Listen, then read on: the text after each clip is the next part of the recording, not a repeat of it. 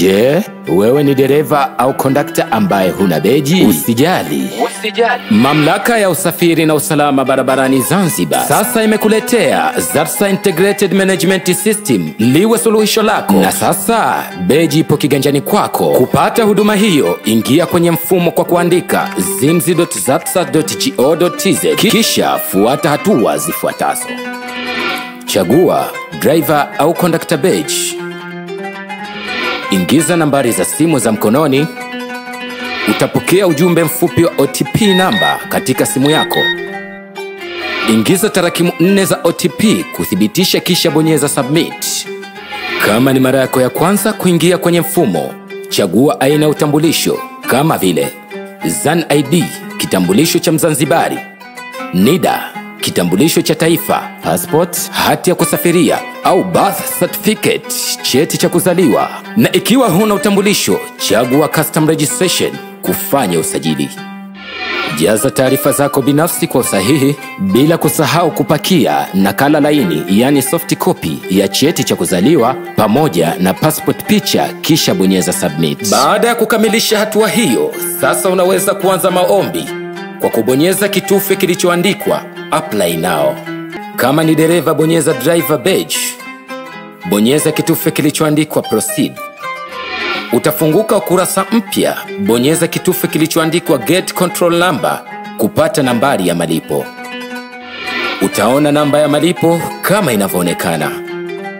Fanya malipo. Malipo yatakapokamilika, bonyeza kitufe kilichoandikwa continue with application.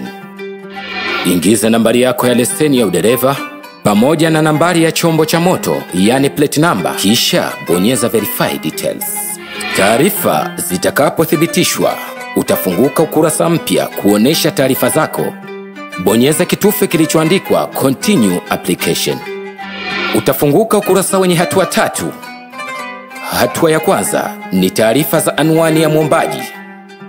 Jaza taarifa za anwani ya posta, wilaya pamoja na nambari ya nyumba, kisha bonyeza next. Hatua ya pili ni taarifa za leseni ya udereva. Chagua aina ya beji kulingana na chombo unachotumia, kisha bonyeza next. Hatua ya 3, pitia taarifa zako kwa umakini. Kama zipo sahihi, thibitisha taarifa zako kwa kubonyeza submit.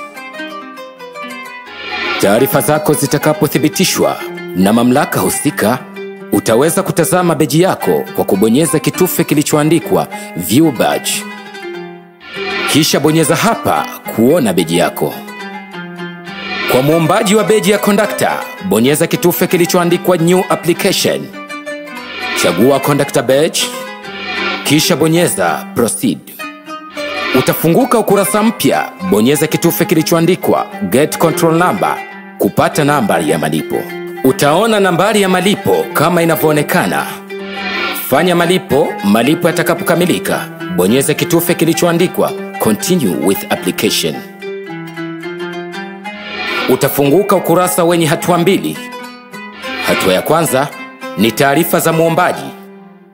Jaza taarifa za anwani ya posta, wilaya unayoishi, nambari ya nyumba pamoja na nambari ya cheti cha mafunzo ya ukondakta, kisha bonyeza next. Hatua ya pili, pitia taarifa zako kwa umakini. Kama zipo sahihi, thibitisha taarifa zako kwa kubonyeza submit.